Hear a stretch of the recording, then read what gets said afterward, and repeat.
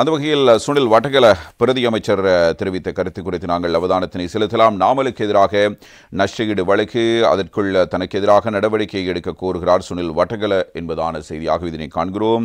Namal Rajapaksa MP எனக்கு எதிராக 14 நாட்களுக்குள் மான நஷ்டஈடு வழக்கு தாக்கல் செய்ய வேண்டும், இல்லையில் சட்டத்தின் பிரகாரம் அவருக்கு எதிராக நான் வழக்கு தாக்கல் செய்து நஷ்டஈடு கோருவேன் என பொதுமக்கள் பாதுகாப்பு மற்றும் பாராளுமன்ற காரங்கள் பிரதி அமைச்சர் சுனில் வட்டகலவினால் இந்த கருத்து நேற்றைய தினம் குறிப்பிடப்படுகிறது. கிட்டத்தட்ட 100 கோடி ரூபாய் இழப்பினை கூற இருப்பதாகவும் பிரதி அமைச்சர் சுனில் வட்டகல இவ்வாறு தன்னுடைய கருத்தினை முன்வைத்திருக்கிறார். அவருடைய கருத்தில் பேசப்பட்ட முக்கியமான விடயங்கள் குறித்து நாங்கள் அவதானத்தினை செலுத்தலாம். அந்த வகையில் பொதுஜன புரவண எம்பியான டி.வி. சாணக்க அவரது கட்சியின் தேசிய அமைப்பாளர் நாமல் ராஜபக்ஷ எனக்கு விளக்கக்கோரல் கடிதம் அனுப்பி வைத்துள்ளதாக சபையில் தெரிவித்தார். சமூக ஊடகங்கள் பக்கம் சென்றால் விளக்கக்கோரல் கடிதம் பரிமாறப்படுகிறது, ஆனால் எனக்கு உத்தியோகபூர்வமாக எந்த கடிதமும் இதுவரை கிடைக்கவில்லை. நாமல் ராஜபக்ஷ எம்பி எனக்கு எதிரான மான நஷ்டஈடு வழக்கு தாக்கல் செய்ய உள்ளதாக குறிப்பிடப்படுகிறது.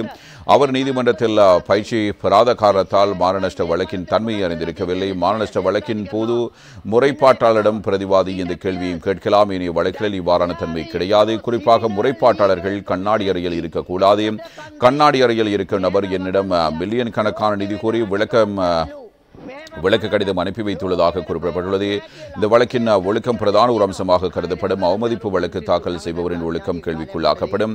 முட்டாள்களின் ஒழுக்கம் தூய்மையானதாக இருத்தல் வேண்டும். விளக்கக்கூறல் கடிதத்தில் முறைப்பாட்டாளர் இங்கிலாந்து CD பல்கலைக்கழகத்தில் சட்டப்படிப்பை பூர்த்தி செய்துள்ளதாக குறிப்பிடப்பட்டுள்ளது. முறைப்பாட்டாளர் எனக்கு எதிராக வழக்கு தாக்கல் செய்தால் அவரிடம் பல குறுக்கு கேள்விகளை கேட்பேன். இன்றிலிருந்து 14 நாட்களுக்குள் அவர் கொழும்பு மாவட்ட நீதிமன்றத்தில் எனக்கு எதிரான மான நஷ்டஈட்டு வழக்கினை தாக்கல் செய்ய வேண்டும். நாமல் ராஜபக்ஷ எம்பி எனக்கு எதிரான மான நஷ்டஈடு வழக்கு தாக்கல் செய்த பின்னர் நான் அவரிடம் சட்டக்கல்லூரி பட்ட கல்வியை தொடர்வதற்கு குறைந்தபட்ச தகுதியை பூர்த்தி செய்துள்ளீர்கள். இங்கிலாந்து CD பல்கலைக்கழகத்தின் சட்டப்பட்டம் உண்மையானதா? சட்டக்கல்லூரியின் இறுதி ஆண்டு பரீட்சையை தனியறையிலிருந்து எழுதினீர்களா? தாஜுதீன் லசந்த இக்னலிகோடு ஆகியோரின் படுகொலைகளுடன் தாங்கள் உட்பட தங்களின் குடும்பம் தொடர்பட்டுள்ளதா?